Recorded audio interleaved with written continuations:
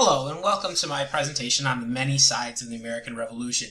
This is going to be a project that incorporates technology into a U.S. Social Studies class. So today what we're going to talk about is the overview of the course, and specifically how we're going to incorporate a project-based learning opportunity. The students that make up the course, objectives that we will hope to accomplish through the use of the project, strategies that I've chosen to employ during this, the technology, and then finally a overview of how we're going to go about accomplishing the unit. So let's start with an overview. This is going to be for a U.S. history course. Most of the students in this course are in the 11th grade. There are a few outside this grade level, mainly due to transfers and things outside of that control. This U.S. history course will be the third course in a student's social studies course pathway. The topic or the unit that we're going to cover is based around the topic of the American Revolution. Specifically, we're going to dive into how were groups affected beyond the typical American colonist and British point of view. So we're asking our students to dive a little bit deeper and go beyond the basic level knowledge that they know of. So who are these students? What are some of their backgrounds, etc.?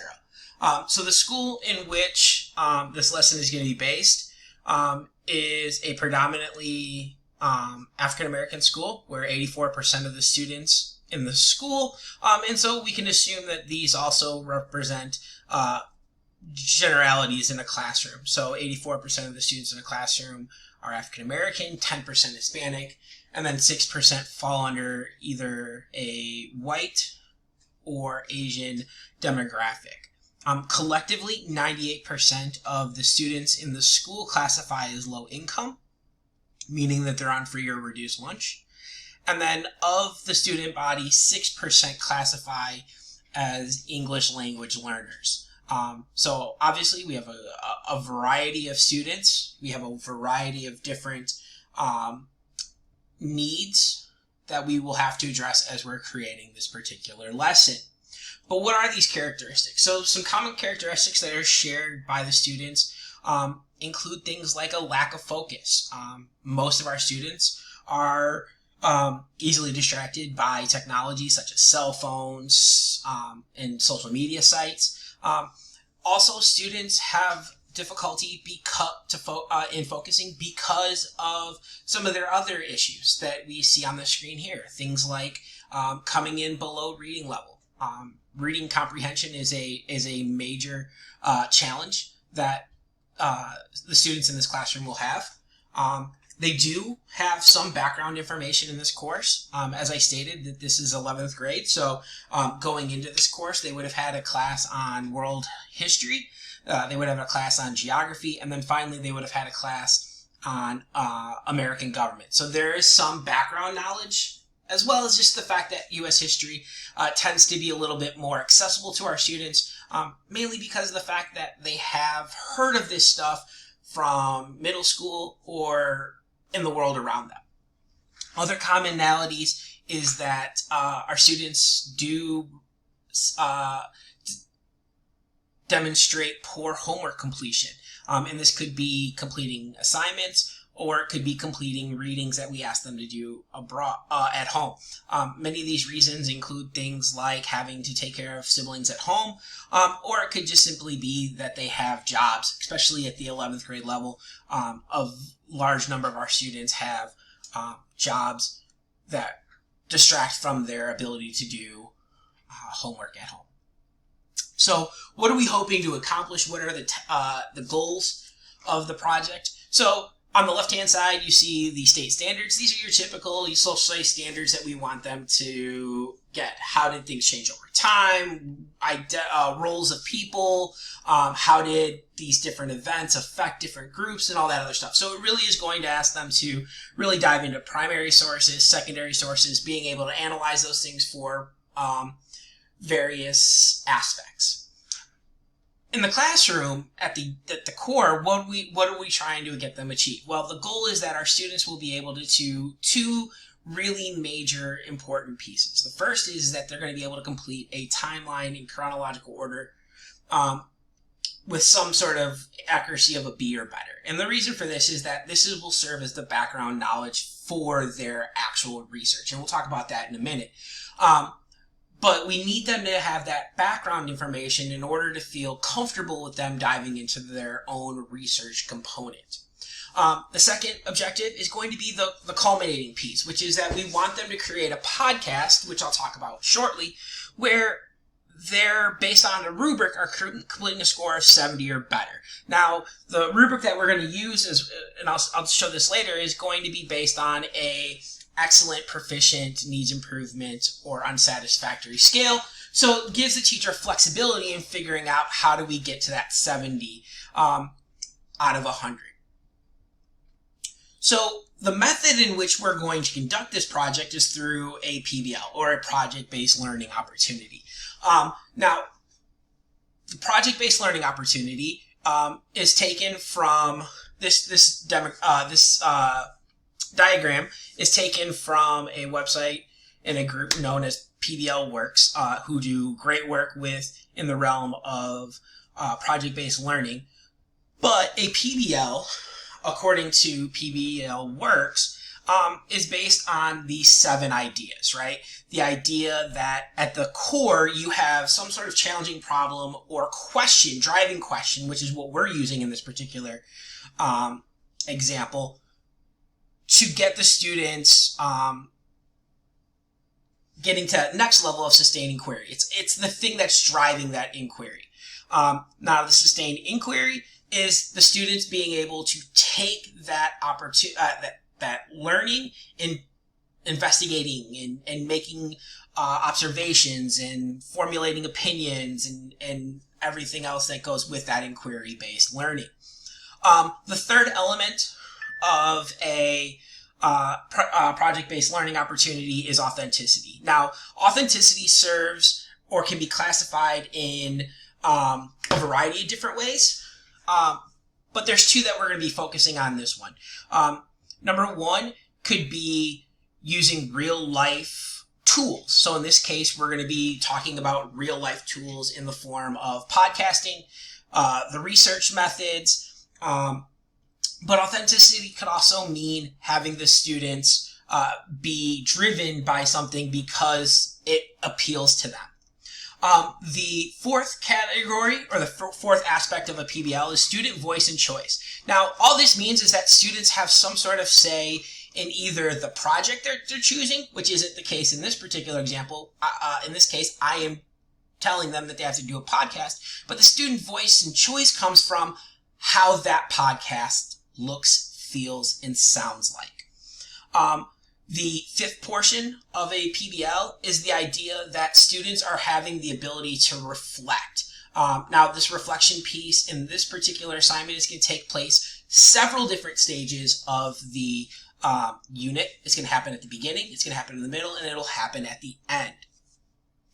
The sixth piece is critique and revision. This is where students have the ability to provide feedback to each other, receive feedback from expert sources. If this was a PBL where we could bring in community members and have them critique the students. But for this one, we're going to be focusing solely on peer review.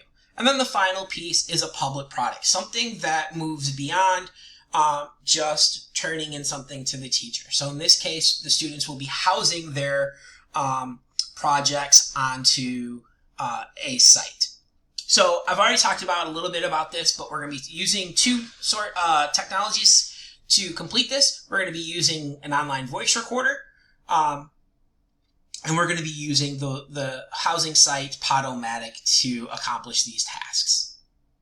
So when we talk about the unit guide, this is what the students will receive at the beginning of the unit.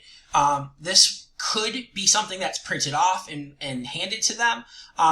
In my classroom, this will be something that would be posted on our learning management system, Schoology, and it could be updated as needed but it provides them a general overview of what is the driving question, what's the end product, what are the key resources, and everything else that they're going to need in order to be successful on this project. So what does this project look like? This is going to be a 2-week project. So on day 1, we do a stimulation activity where students will explore and get introduced to the various groups that we're going to be asking them to choose from. They will receive an introduction to the project. This includes that unit plan that I just showed you, as well as the rubric to their final project, which we'll talk about later. And then the final thing that we're going to ask them to do is form those teams. Day 2 is a day where the instructor will provide direct instruction. Day 3, we'll do some more primary source analysis and have the teams actually select what group they're going to choose to research. Days 4, 5, and 6 are going to be research days. This is where the students will be doing that sustained inquiry, and they will be doing it both individually and as a group. So they're getting that opportunity to do reflections, their opportunity to get peer review. An example of this reflection is going to be this Google form where, obviously what we're looking for is the students to have some real thought out reflection to really dive deep into what they got out of this research. Day 7 is going to be an opportunity for the kids to brainstorm a list of characteristics that we want of a high-quality podcast. Day 8, students will work on their scripts, and then they'll combine them as a group. Again, this idea of working individually and then as a whole. This is a real opportunity for our mixed learning ability groups to be able to have opportunity to work individually, but then also have that assistance from the peers to provide the assistance necessary. Day 9, the teams will break apart, they'll form with another group, and we'll create a peer review.